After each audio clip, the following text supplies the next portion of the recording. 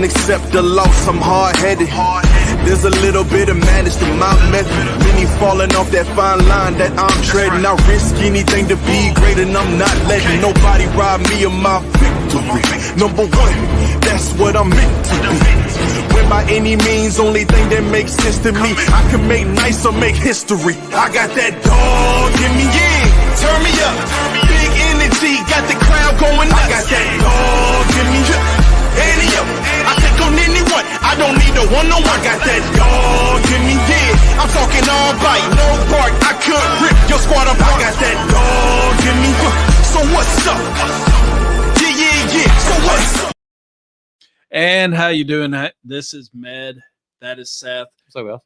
This is Shots from the Sidelines, and we finally have our actual intro video. Yeah, that was beautiful.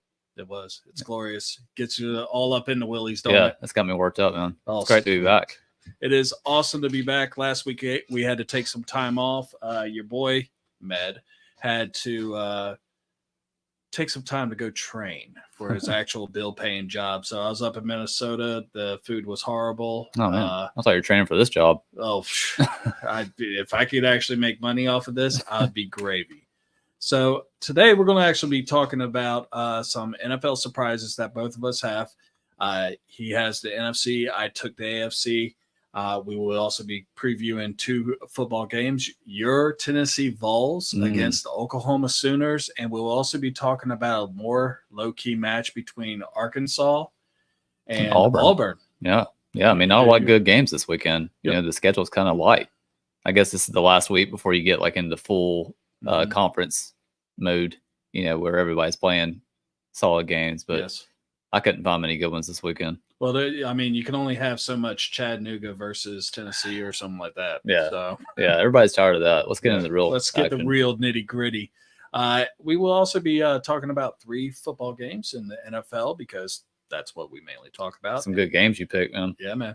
We got tonight's game, of course, which will be the Patriots against the Jets. We will also be talking about the Cowboys and Ravens, as well as the Chiefs and Atlanta Falcons, another one of your teams, man. Yeah. I mean, I was down on them after week 1, but last week they showed a lot of grit against Philly. So, I'm back on board. There you go. So let's go ahead and get down into it. First thing that we wanted to talk about was some of the surprises that we've already seen thus far in just 2 weeks of football. NFL, it's just been kind of crazy. It's from a gambling standpoint, it's just been bonkers. Yeah, I've already donated plenty of cash to other people so far this season. I don't know how you're faring so far. My fantasy team sucks right now. Well, you've got several fantasy teams, so yeah. I mean, when you have 5, of course, one of them's going to suck. But yeah, I haven't really placed many wagers. I did one for tonight with the Jets, but I haven't really. It's just been so unpredictable. With this first couple of weeks, you just never know what you're going to get in the NFL. So I've been kind of playing it slow game. So what we could do is with our surprises, we could actually it could be individual, it could be teams. Of course, there's going to be some teams that are linked to the individual progress of these teams. If you want, I will go first. Yeah, sure. And my number one, not number one, but one of my 5 surprises so far this season has been J.K. Dobbins. So far in just 2 games, he hasn't really ran the ball that much, but he is yamming it out right now. He has 266 yards. 2 touchdowns, and he's doing almost a full 10 yards per clip every time he touches the ball. The reason why this was really surprising to me is the fact that, of course, it's well documented his injury history in the past, not just with Baltimore, but when he was in the college ranks as well. Yeah. He got hurt like his senior year or junior year, and then got hurt again when he finally came back. And it's just one of those deals where you're like, holy crap, this kid just can't take a break. He ends up going with Gus Edwards from Baltimore over to play for Jim Harbaugh, and signed a 1-year deal for only $1.61 million. And right now he's looking like the steal of this past free agent class. And, one of the other things that is actually makes this so jaw-dropping to me is that running backs typically have a 78% chance of decreased output in 3 seasons post-entry. And here's a guy that has not only torn his ACL, but also his Achilles. Yeah, that was the most recent injury, right? The Achilles. So yeah, unbelievable. Yeah, I hope he maintains it because it's a great story to root for. You know, somebody that's only played a handful of games the last 3 or 4 seasons. But I think he's actually been outpaced by Gus Edwards as far as carries, I believe. outpaced, but not outproducing. No. I mean, the guy is just killing it, yards per carry. But I mean, I don't think that's sustainable. But what he's doing right now is fantastic. And the Chargers, you knew with Harbaugh, they were going to be kind of a ground-based offense, and they're showing it. Off to a solid start. Yeah, and a lot of people, they say that they're actually surprised about the Chargers start like this. I personally was not. I am surprised that Josh Herbert is not having as much of an output, but also at the same time, it's a Jim Harbaugh offense. I mean, we watched it with Michigan. We watched it with the 49ers. He quickly turns a team that is struggling into a perennial powerhouse. And I mean, amazing coach. He's a great coach. Not a great person, but if you ask the Michigan people, well, you know, they're they got their title. Statues. Yeah, exactly. What you got? So I mean, that was a great one. For my first surprise, I mean, I think this is probably the biggest surprise in the league, bar none. The New Orleans Saints. You know, just to start the season like this, when expectations were kind of low, just about everybody had them pegged, including us, for probably 3rd place in the South. Yeah.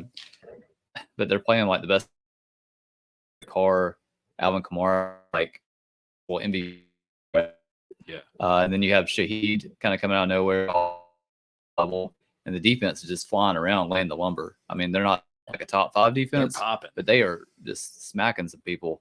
I know Dallas was glad to get that game over with. I don't think they'll maintain this level of play, but I definitely see them as a legit playoff contender right now through 2 weeks. I mean, just watching them go into Dallas, where Dallas hardly ever loses at home in the regular season, and just lay the absolute smackdown. That was just impressive. Yeah, and like you said, I mean, with the New Orleans Saints, I personally, like, if you would have tuned into our premiere a couple weeks ago where we talked about like our 5 division worst winners. Teams and everything, division winners and everything, I actually had the Saints as my fifth one of the top or bottom 5 teams in my thing. I was expecting for Dennis Allen to be like run out of town by midway week 2. Yeah. And here he is. I mean, the Saints offense scoring 45 points on average per game. Kamara looks like Kamara when he first exploded onto the scene. Yeah, like he's in his prom again. Derek Carr still looks like Derek Carr, but I mean, I don't know, man. He's not making mistakes. Yeah, that's the main thing. He's not making mistakes. And between Shaheed and Olave, he's got a couple really good targets out there. But yeah, it's really impressive. I mean, the offensive coordinator, I can't think of his name right now, but he's off the Shanahan tree. You know, none of those young guys. He's got that offense just rolling right now with some kind of innovative play calling. Yeah, no doubt. And folks, if you have anything that you would like us to try to cover as well, please, by all means, hit us up in the comments. We will read them out. Take some time to actually do that, interact with you and everything like that. Another surprise for me so far has been the Cincinnati Bengals and their struggles thus far. This is the main reason why I say this. Of course, it all attributes to, of course, Joe Burrow and his struggles and getting back into game shape. You could definitely tell there's a lot of rust. Last year, he had rust when he, pretty much took the whole preseason off. Yeah. And, I know he's saying all the things you want to hear. Yeah, it's not the wrist. It's not this. I mean, he's still throwing for 67.7 completion percentage, and he's still getting 2 touchdowns. They barely lost to Chiefs. The Chiefs, a heartbreaker. But it just really doesn't feel like the team is really there. And then you had all the off-field drama that was going on in the offseason, from anywhere between Jamar Chase's contract talks to T. Higgins, Trey Hendrickson, who's been like their sack masters the last couple seasons. And I think all that drama has actually really affected what's going on in the field. Also losing Joe Mixon and replacing them with Zach Moss, and also Chase Brown. The production has not really been the same, especially when you see Joe Mixon just on the very first game just blow up and get 159 yards, which right now, I mean, you're averaging 19 rushes a game as far as Cincinnati is going, and the team is just going through Joe Burrow and he's been sacked 6 times. They're only averaging 17.5 points, good enough for 22nd in the league, while giving up 21 points per game. So, yeah. And you lost to the Patriots. Ooh, that was a bad look. That was a horrible look. Yeah, nothing wrong with losing to the Chiefs, especially, was that at home, the Chiefs game? That was in Kansas City, wasn't it? That was in Kansas Okay, City. yeah, especially at Kansas City, but losing to the Patriots first game, that wasn't good. Burrow always seems to start out slow every year. But, yeah, I thought that Moss would be possibly an upgrade over Mixon, and right now it's the other way around. Mixon just looks great, and Moss just looks very pedestrian. Yeah. But, yeah, you're right. With all the drama, all the contract talk, it has to have affected Chase. And, Higgins is dealing with a hamstring. He was mad about only getting franchised and not getting extended. Yeah. So, I mean, one thing for sure, Hendrickson, that guy needs to be paid whatever. Just go ahead. Whatever the market is. That guy was just harassing Mahomes all day long. And they led pretty much that whole game. That had to be a, real demoralizing loss to lose like that. Mm-hmm. You knew once the Chiefs got the ball back with, what was it, like 40 seconds or something? I can't remember. Less than a minute, that they were going to go down and get the field goal. I mean, it was like no question. But the Bengals, they got to get things figured out. There's just too many good teams in the AFC. Yeah, especially this early in the season, you can't go down 0-2. I mean, I can't remember what the percentage of a team that has gone to 0-2 to make the playoffs is, but it's not very high. I want to say it's like in the teens or maybe in the 20s. Yeah. That's true. So my second one going into the season, most people said the big four in the NFC were San Francisco, Detroit, Green Bay, and Philly. I think we both said that. But after 2 weeks, none of the four really, look like the best four in the league in the conference. So a few of them don't even look like playoff teams. All 4 teams are 1-1, and they're all struggling with different issues. Some with injuries, some with just not meeting, expectations, playing up to your standard. For San Francisco and Green Bay, the injuries to important players, I'll give them somewhat of a pass with Love, and also obviously McCaffrey being out.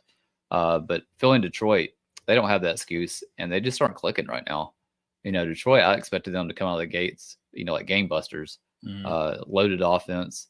And then Philly loaded up in the offseason, great draft, brought in a couple of good free agents. Goff and Hurt, so they're both kind of having a slow start at quarterback, and neither defense is playing at a high level.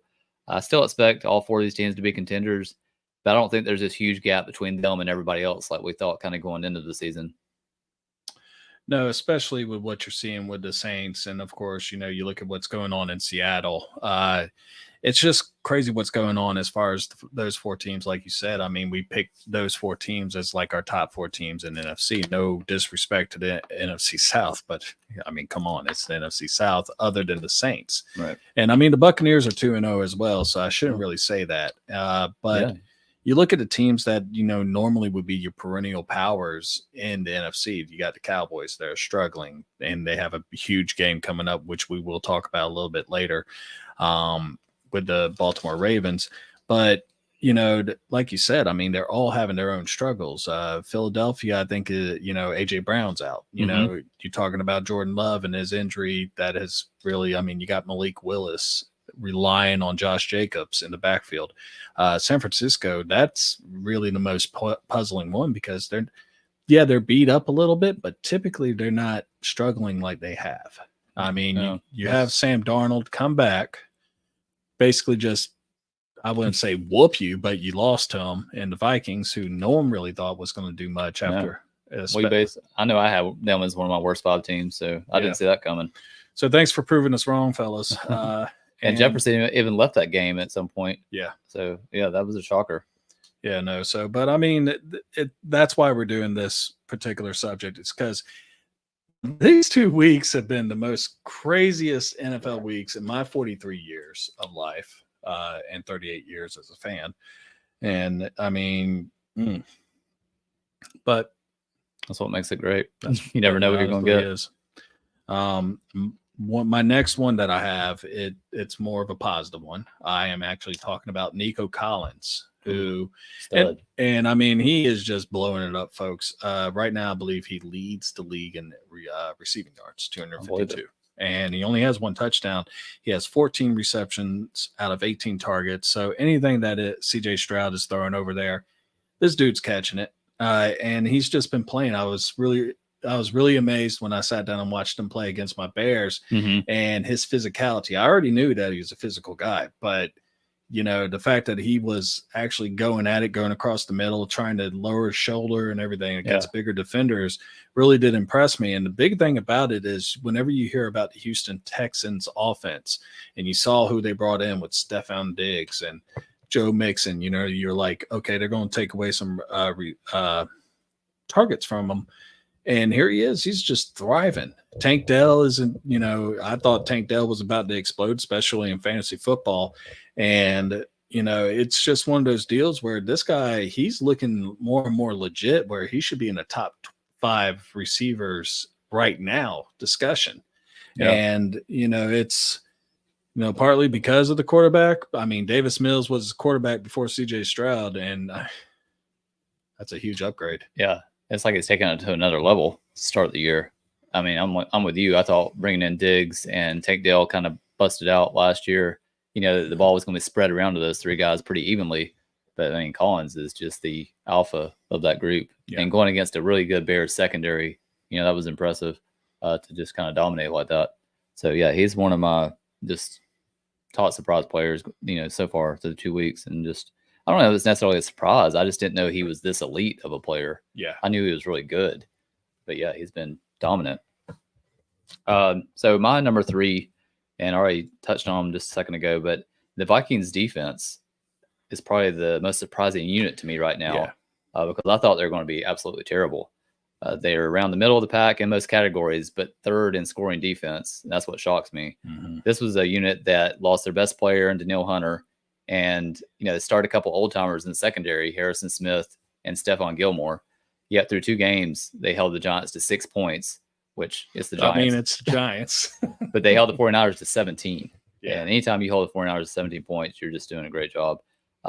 Incredible coaching by Brian Flores, who Tua absolutely threw under the bus a few weeks ago. Right. So, I felt bad when when that whole thing went down. So it's great that he's got off to a good start like this. And it's crazy because, in my opinion, I thought Brian Flores was a really good coach down in Miami. I just think that he just didn't really have the talent that Josh McDaniels has down there right now. And, I mean, it's obvious. I mean, shit, they got probably the best receiver in the game right now, according to some people in Tyreek Hill. You also got Jaden Waddle. I mean, the offense is just everywhere. Lightning. I mean, but he didn't have that. He had Tannehill. Tua ain't really much of an upgrade as far as that's concerned. But, getting back to the Minnesota Vikings, with Daniil Hunter leaving, and I mean, that was a double-digit sack producer every year. And you look at what that team brought in, Greenard, who basically Houston and Minnesota swapped them. Mm-hmm. They're basically clones of each other. Greenard actually had a solid season last year with 12.5 sacks for Houston when he was teaming up with Willie Anderson on the outside. Mm-hmm.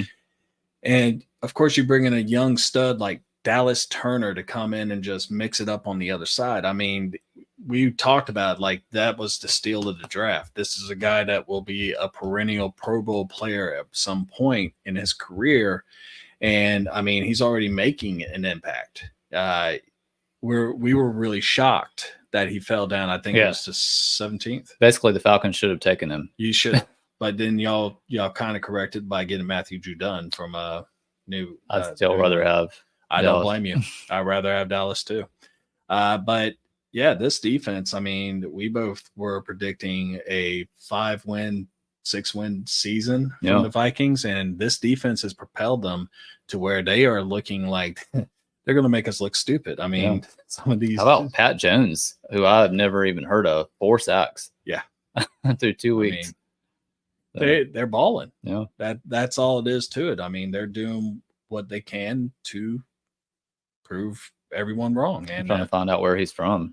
Third round pick from Pittsburgh. Wow. Yeah, I didn't do my homework on Pat Jones, apparently. Well, I mean, think about it. I mean, that's the same school that's brought in Aaron Donald. They have put out some defensive studs. Yeah, I mean, the defensive line, that's starting to become a defensive line. Clancy down in Tampa Bay. Yep. So, I mean, wow. My next one, which will be 2 on my list, Trevor Lawrence has just been stinking it up down in Jacksonville, especially after getting the contract that he got. 5-year, $275 million contract. I mean, I'm not even the numbers are astronomical. I know he got married down the road from us, folks. We're in South Carolina, and it's just mind-boggling what he's done. He's 2 years removed from a playoff and Pro Bowl appearance, his only one that he had. Since then, it's been like hit and miss with him. This year so far, he's 0-2 with 51% completion percentage, 382 yards passing, which and 1 touchdown. Struggles. One touchdown. And this is a team that has done so much to actually put more weapons into around you. You know, they went up and got Brian Thomas Jr. Has been really good. Who's been actually probably the one bright spot that they've had in the last couple of weeks. But Christian Kirk's on the milk carton. I'm not even sure where he is. I know that a lot of fantasy people want to find out where he is. And then Evan Ingram, pulled his hamstring in warm-ups last week or something? Yeah. So he's supposed to be out again this week, so that's not good. He's starting to sound like me. Yeah. You know? Yeah, Trevor Lawrence, I mean, I know he's the face of American Eagle right now, but he is not the face of a good football team. He's as soft as American Eagle, I can tell you that right now. Yeah, I mean, I've probably said before, this is one of the biggest shockers to me. When you saw him at Clemson doing what he did, you thought this guy was can't miss, you know, just future all-pro, you know, Peyton Manning type. I'm not saying I thought he was going to be good as Peyton Manning, but just that type of, you know, that statue. Yeah. So this has been a real shocker to me. And I mean, he's still young. You know, the team is still growing, and most of those guys are young too. ETN's only his second or third year. Drafted the same year as Trevor Lawrence. Yeah, it seemed like he got hurt. Was it the first year? Didn't play much. Yeah. Well, I mean, shit, he got hurt last year too. Of course, then.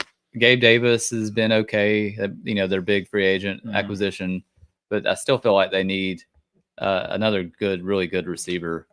But you know, when you're the quarterback and you're getting paid that much money, you've got to make decent guys better, kind of like Brady did in New England. Got to elevate them. Yep. So yeah, that's a great one. Sorry, you had a second one. Well, that was. But now it's your go. Oh, okay. Sorry. Let's see. I gotta get back my notes here. I was going to say their defense. I mean, I'm looking at like their defense, and I mean it's not bad. No, I mean they're holding them. Yeah. I mean, it's just you got to play better. Yeah. Trevor Lawrence he looked great in preseason. I guess he was one of the few guys that was actually playing in preseason. Preseason Prince. My number 4, the Panthers have been a surprise in a bad way, looking just as bad as they did last year. Look worse. Now they've benched former number 1 pick Bryce Young, and already lost their best defensive lineman, Derek Brown, for the season, probably their best defensive player overall. I really thought the quarterback guru coach, Canales, was going to help Bryce grow this season. But let's just hope he learns from watching for a little bit, talking about Young. Now he's going to have to watch the great Andy Dalton go in there and get it done, show him how it's done. The red rifle. Yep. I can't believe that guy's still playing. Him and Flacco just won't go away. You know, it's like you just have to keep flushing. They just keep popping back up. So the run game and passing game are still dreadful, even with a few new receivers and offensive linemen they brought in the offseason. It looks like it's just going to be another long year in Charlotte. And I think that franchise is just cursed. They might just have to blow the stadium up, you know, and just make it somewhere else. Someone buried, like the ghost of Barry Richardson is still haunting the hollows. Yeah, I mean, it's just, I don't know. I thought I would see a little improvement, you know, like what's the team? Their motto was like, trust the process. That's the Philadelphia 76ers. Okay, yeah. So like, trust the process and show me a little improvement each year. But so far, zero. Ain't seen shit. Yeah, no, Bryce Young, I mean, if there's one thing that you heard me trumpet last year a lot is I was a big, big defender of Bryce Young and how he played last year. A lot of people said he sucked. I said, look at the team. When Adam Thielen was your number 1 pick or your number 1 target anyway, you're not going to do much. Chuba Hubbard is, I know it's Chuba, but it just sounds funner to call him Bubblegum because he's soft. And, you know, the whole team as itself, I mean, you trade away your biggest leader, and Brian Burns. You get rid of him for really peanuts. I mean, yeah, you got a second round pick, but you need more. But this is all comes up from the very top. Tepper is widely regarded as the worst owner in football right now. Maybe all of sports. Yeah. I mean, and, there's constantly videos of him, if it ain't him, like, fussing at the camera, it's him throwing drinks on people at the game. But Bryce Young, he looked awful so far this year. I mean, he has 3 interceptions. His QBR is 9.1.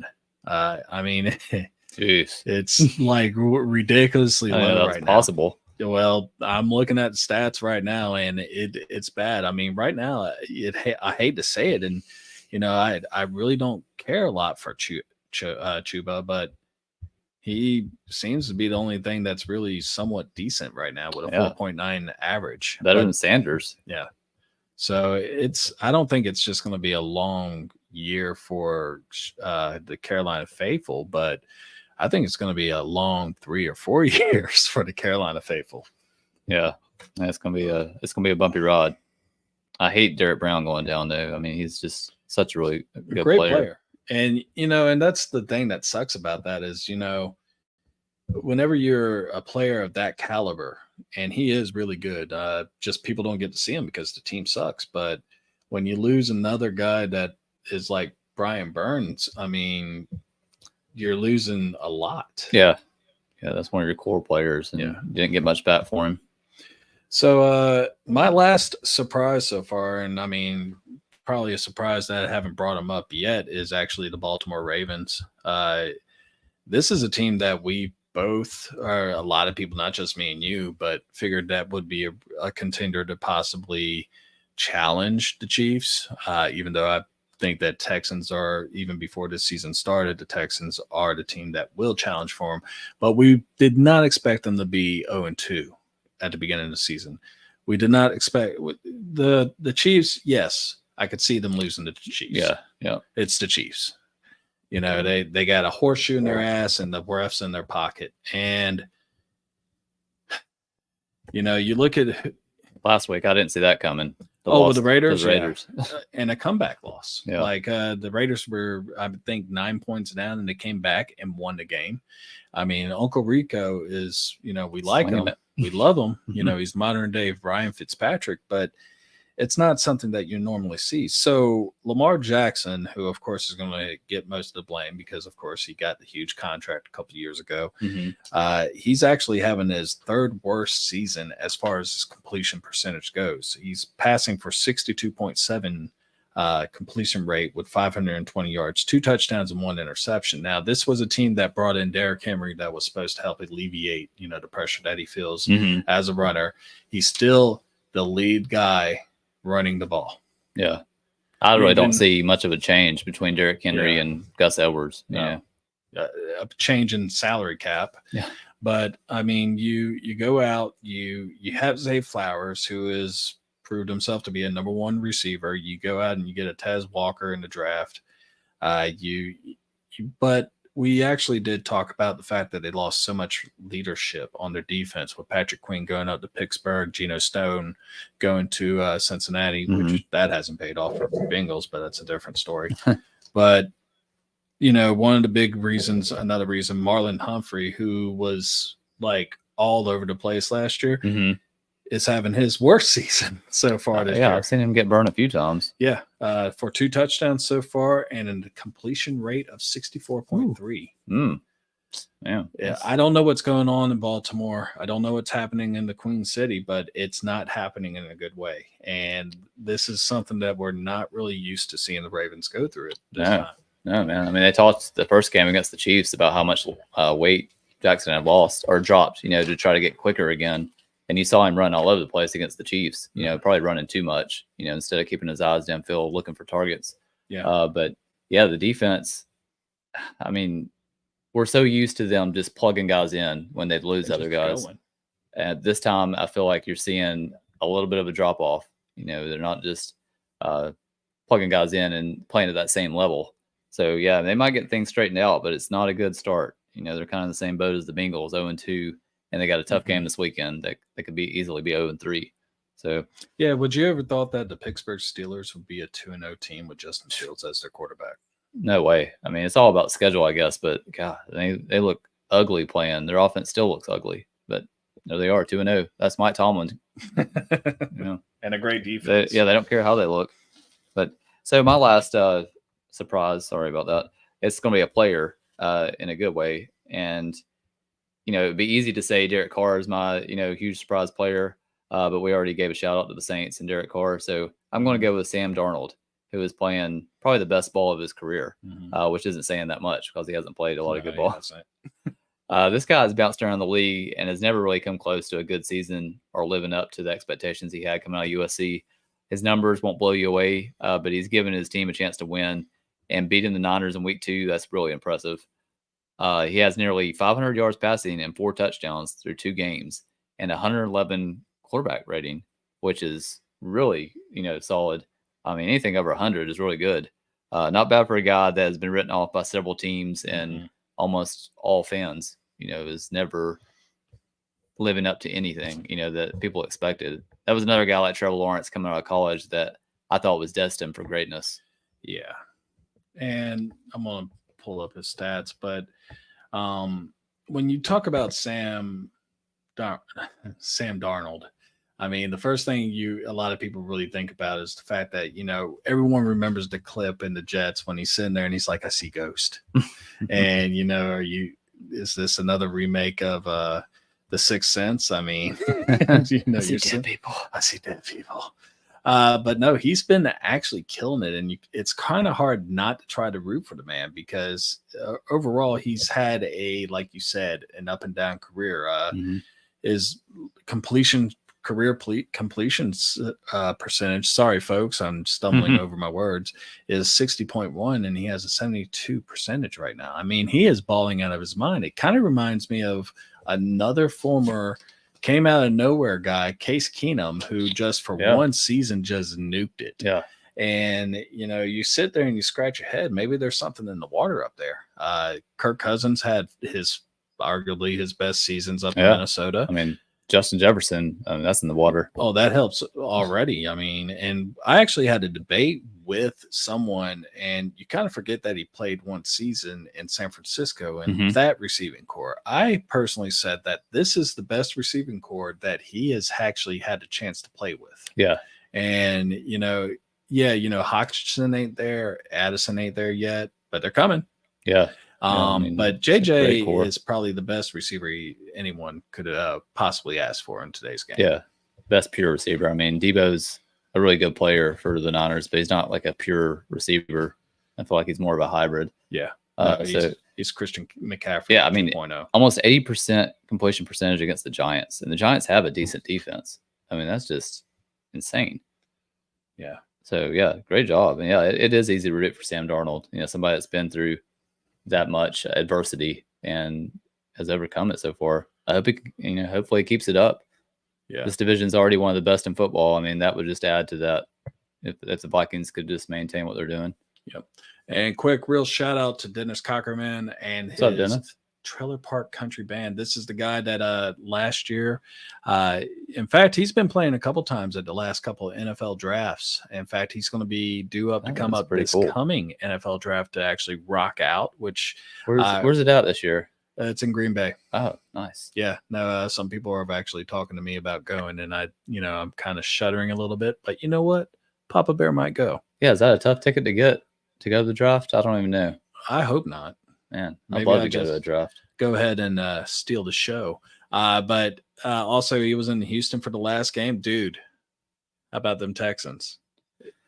Dennis doesn't really. He's kind of like us, where he didn't really say what his number one team is, but he is a big fan of the NFL, and you can go and check him out on YouTube. He has a couple songs out there already. Really good, talented young artist that is up and coming. So I definitely would recommend him. We're going to take a quick break real quick. We'll be back, even though it's going to say State of the Franchise. It's going to be Seth's SEC Spotlight, and we'll be right back.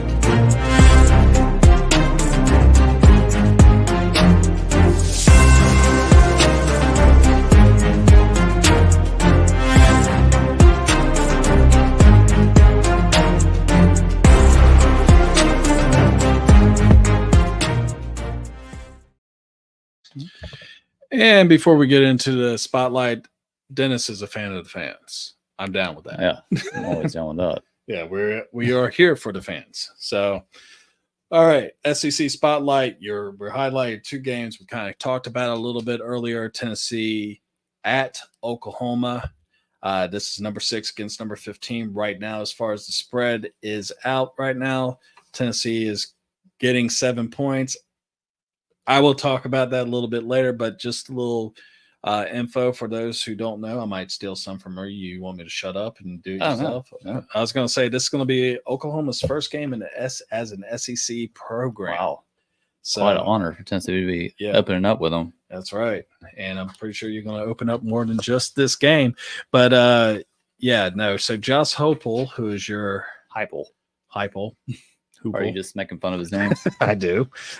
He, of course, was a quarterback one time at Oklahoma, lifted them up to a national championship. Heisman runner-up. Runner-up. I'm sorry. Yeah, don't you try to put respect. Who won the Heisman that year? Oh God, you had to say that. Oh well, I thought about it. I'll have to look it up later. But this is the 4th straight home game for Oklahoma, which is kind of crazy. Your boy Nico. This is also a game of 2 guys that were in the top 10 prospect recruiting class for 2023, with Jackson Arnold being 10th, Nico Lamaliva. It's close enough. Okay, thank you. Was 2nd. So I mean, I'm gonna just destroy people's I'll just names say left Nico. and right. Yeah. And really and truthfully, this is the first test for Oklahoma. I mean, they've played against Temple, Tulane, and Houston, and they struggled against Houston.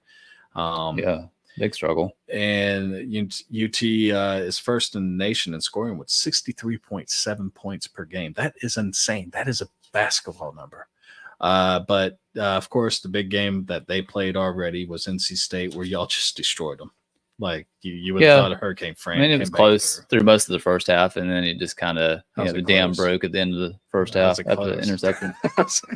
I'm just saying, through 2 quarters, it was fairly close. Yeah, true. You were also powered, even though we are giving some props to Nico. Samson Bishop, 12 touchdowns, 579 yards so far in the season. Bro, I think I said enough.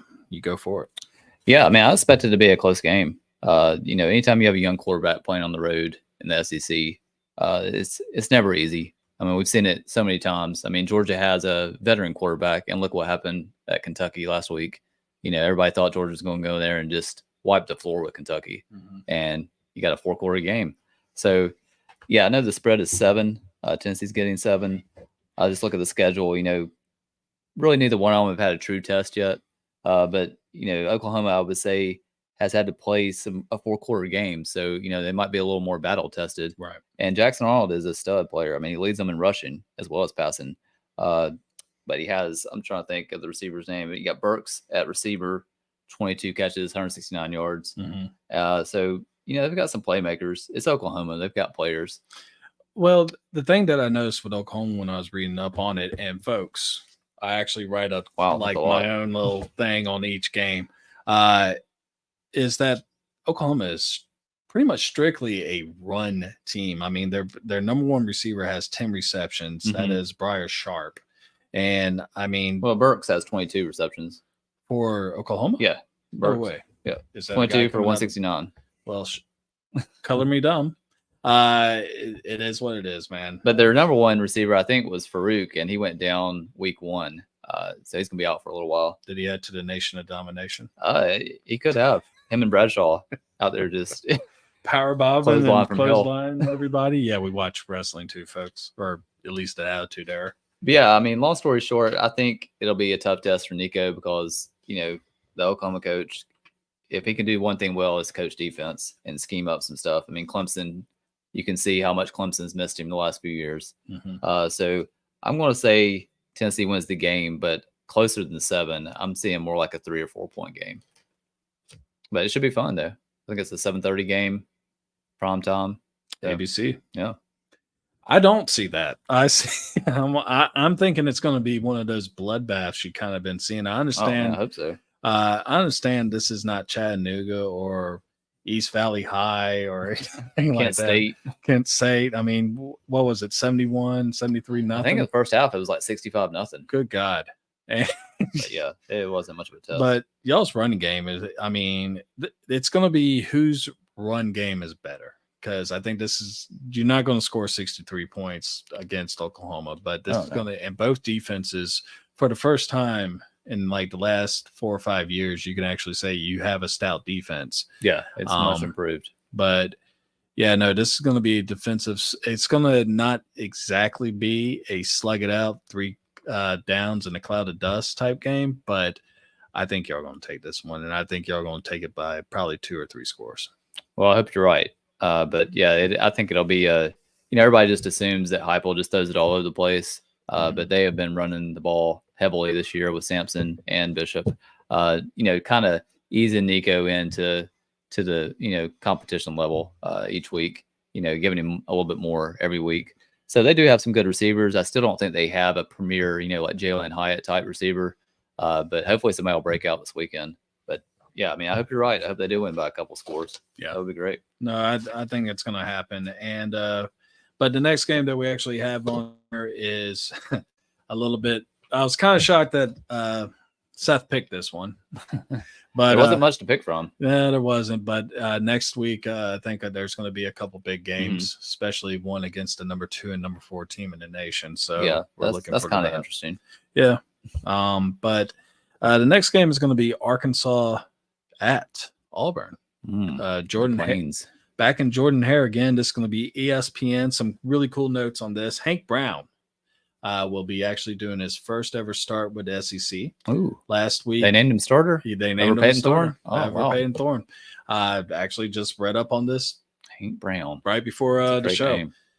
It's like a good country name. Yeah, it is. It actually is. But as far as like maybe Dennis Cockerman can rock out with Hank Brown. I mean, that is a good name. Yeah, it sounds like a country artist for real. Now I'm stuck on that. So Hank Brown last week had his first start against New Mexico. Not exactly a world beater, but he did really well. Had 17 of 25, 235, 4 touchdowns. So far, he has 6 touchdowns on the season, 0 interceptions. That's impressive. It's very impressive. Also, when you talk about Auburn right now, of course, they have a running game and they have defense. This is kind of crazy to say that with a Hughes Freeze led team, but right now they're still building up that program. And right now their defense is only allowed 14.3 points per game, and they are led by Keldrick Falk, who has so far 3 sacks on this season. So pretty impressive stat as far as what I've seen. Last year, I think they really did build up on that last loss that they had against us. And what are you doing, Waffles? And I think that really gave them a little bit more juice as far as going into this season. Now, as far as the Arkansas Razorbacks go, Jaquindon Jackson, 8.4 yards per touch. He has a touchdown. But the offense runs through Taylon Green. He has over 1,000 yards scrimmage wise already. Yeah, he's been really good start of the season. I mean, he turns the ball over. And I mean, he's that's not good. He's like a Josh Allen, but he definitely turns the ball over a little bit. And right now, Arkansas leads the nation with 15 rushing touchdowns. And also they have a nice receiver in Andreas Armstrong, who has 18 receptions for 301 yards, but no touchdown. How do you have that many yards and not a single touchdown? I don't know, man. He was another transfer that didn't do much last year, but yeah, he really has started off the season well. And I mean, Taylon Green's another transfer. I think he transferred from Boise State, if I'm not mistaken. But yeah, he's had a few turnovers, but overall, he's played pretty well, considering how they played last year. And they really blew that game against Oklahoma State. They should be undefeated right now. Should be undefeated. I don't know how they did that. But Vi Petrino's come in there and kind of giving them a little bit more juice on offense, which they desperately needed. So, I expect this to be kind of a close game between two teams that are about equal talent level wise. I mean, Auburn does have a few like really stud 5-star freshmen, receivers especially. I think right now they are the 3-point favorites in this game, which I kind of went back and forth on this one. I think I'm going to take Arkansas and 3 points, and I'm going to pick on the pull the upset. I kind of agree with you on this because, I mean, it's one thing to play against New Mexico. It's a different thing to play against an SEC team. So didn't they get beat by New Mexico last year, or was that New Mexico State? No, it was New Mexico State. Okay. Yeah. I was about to say, they don't have a lot of luck with New Mexico, but no, they don't. Took care of it last week. I heard it's a beautiful area to go to. Yeah. I mean, I haven't seen it yet, but you never know. I'm driven through part of it, but it was nighttime, so I didn't see much. Yeah, you just saw like stars. Yeah, pretty much. Some tumbleweeds and cactus. All right, folks. So now we're going to go into the NFL games. Of course, the first one we're going to be touching is the one that's on tonight. Oh, I can't wait. It's probably about to come on right now. No, you still got 30 minutes. Comes on at like 8:30, Nice. right? So yeah, no, we purposely will end the show before 8:15, so my boy can drive over to his house. Got a long sit down. drive. Yeah, the whole 1 Half mile. maybe then eat some popcorn. We'll cut this up real quick. We got 14 more minutes to go. Patriots Jets. Patriots are trying out some Jacoby Brissett again. Ooh. I mean, he is Jacoby Brisket. Yep, he definitely probably want a brisket after this. The Patriots are actually giving up a touchdown. We'll just say a touchdown, 7.5. But the Jets are playing at home, I believe. And last week, Geno Smith just torched them. 327 yards touchdown with a 103 QBR rating. The Patriots offense revolves around that running game. I mean, Brissett is throwing for less than 150 yards per game. Definition of a game manager. Exactly. I mean, in this case, when Cam Newton was talking about game managers, this would be the point where you'd be like, hey, that's not right, dude. Not the guy that led the league in quarterback rating last year and brought Purdy. Exactly. So, I mean, you got Ramondre Stevenson, you got Antonio Gibson, and that's pretty much it. And Hunter Henry catching, I'm about to say, they still don't have a receiver, right? No, they got Hunter Henry. So they I forgot Henry was still around, honestly. Well, he got targeted for 12 targets and 8 receptions last week. So if you had him on fantasy with a PPR, good for you. Good pickup, Andrew. It's huge pickup. Aaron Rodgers, of course, he's Aaron Rodgers. He just wins football games somehow, except when they're over there playing against San Francisco. PTSD.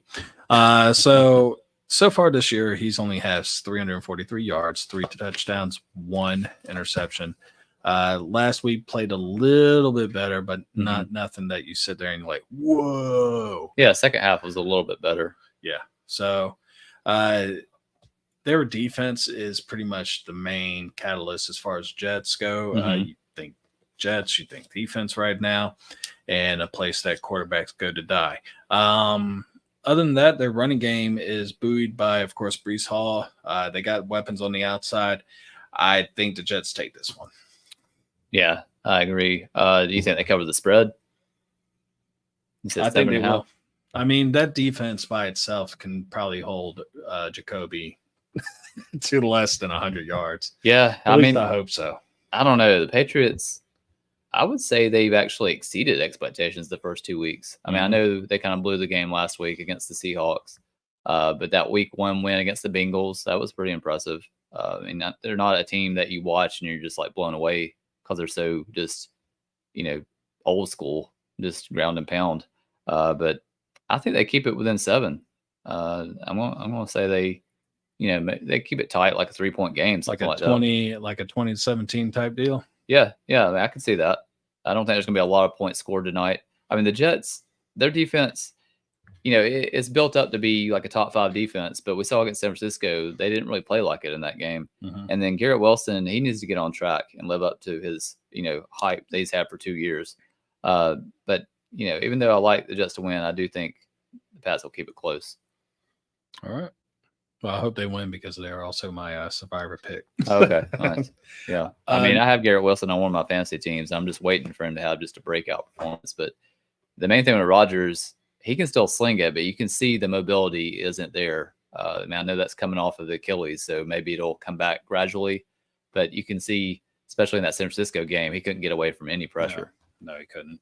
And, you know, if I was the Jets, I would really look into trying to figure out who, you know, will be the replacement after this year. Yeah, at least they have Taylor backing him up instead of Wilson.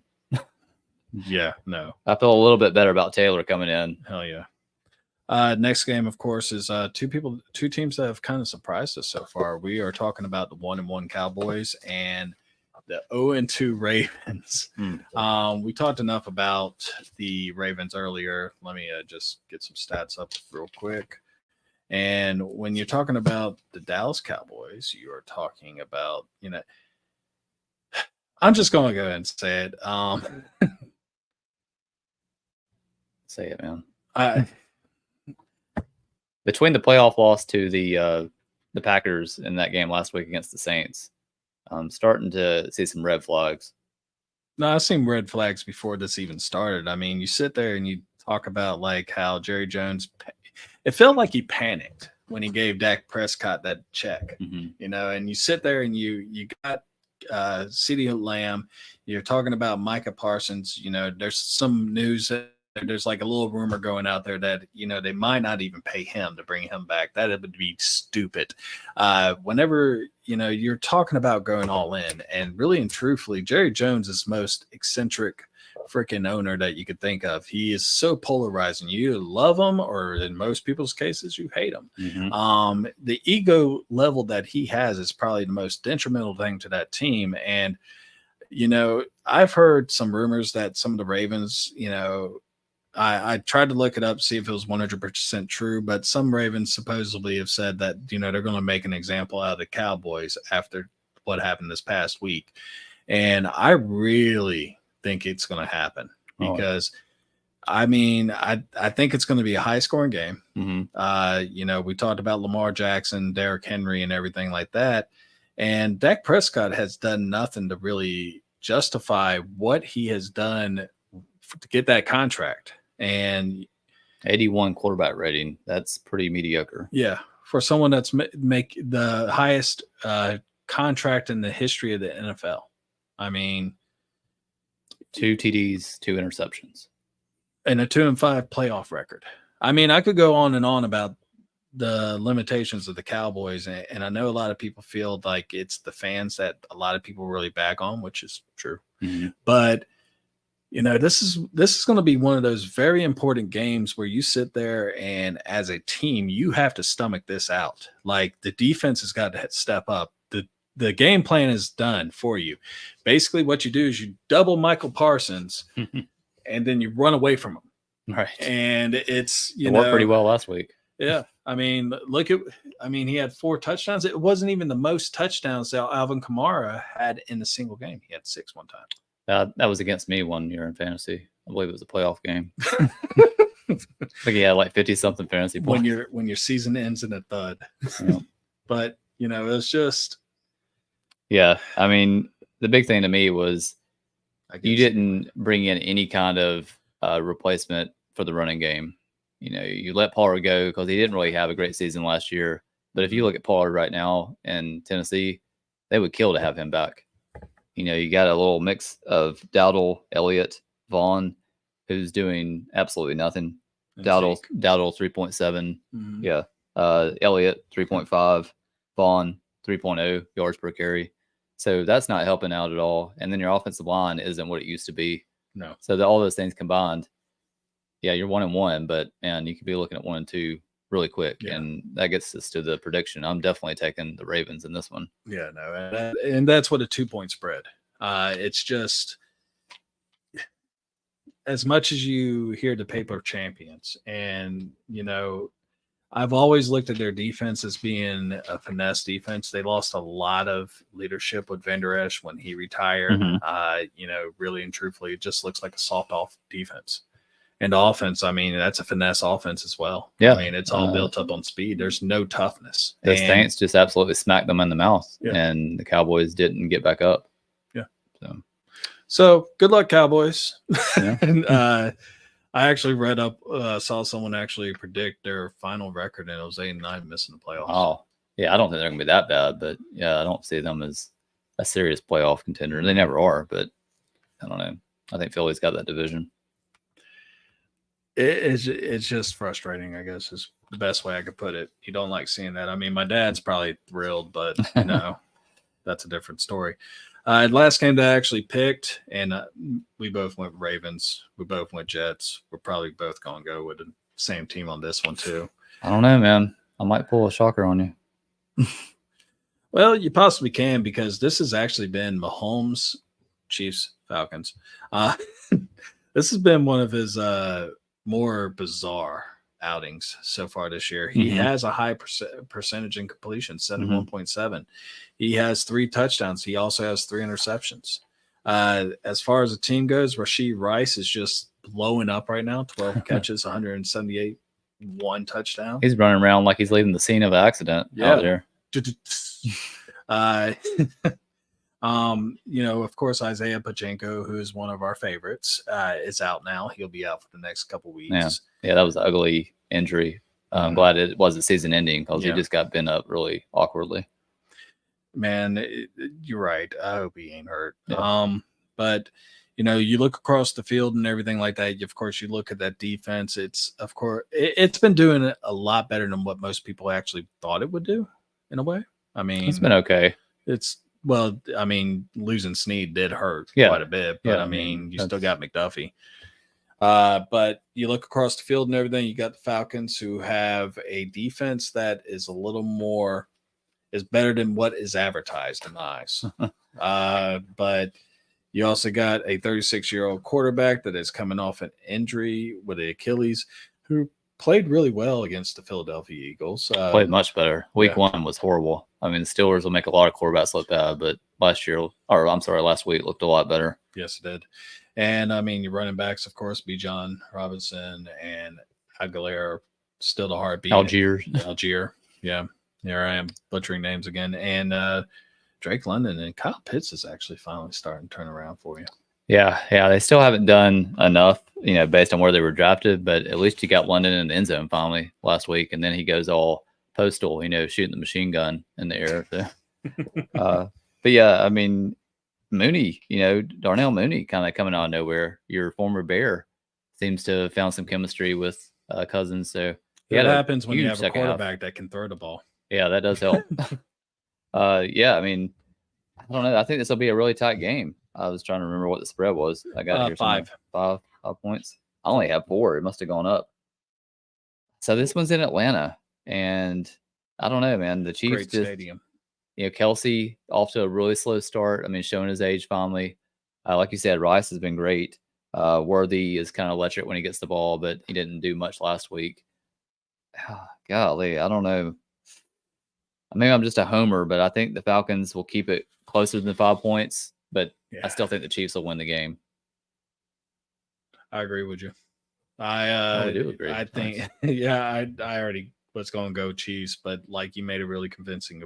You think they will cover the 5 points, or you think they won't? Yeah, I think they'll cover the 5 points. I just think the Chiefs right now, their offense isn't explosive. It's struggling. Dude. Yeah, it's just they have to dink and dunk down the field.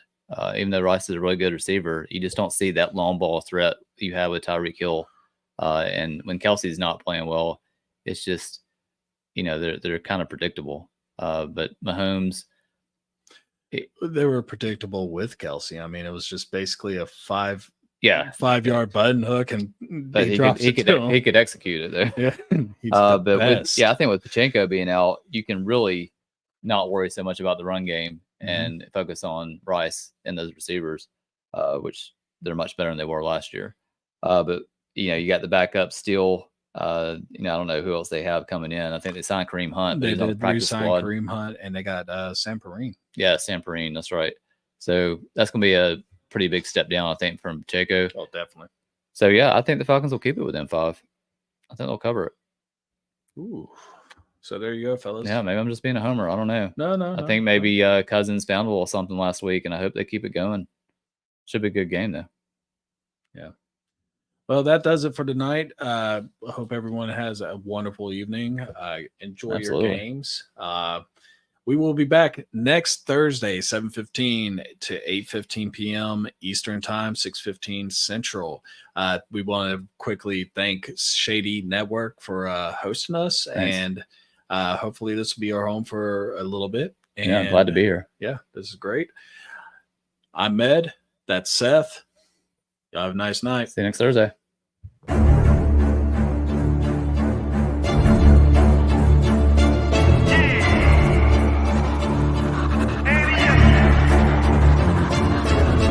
Can't accept the loss, I'm hard-headed. There's a little bit of madness to my method. Many falling off that fine line that I'm treading. I risk anything to be great, and I'm not letting nobody rob me of my victory. Number one, that's what I'm meant to be. When by any means, only thing that makes sense to me, I can make nice or make history. I got that dog in me, yeah, turn me up. Big energy, got the crowd going nuts. I got that dog in me, I take on anyone, I don't need a one-on-one. I got that dog in me, yeah. I'm talking all bite, no bark. I could rip your squad apart. I got that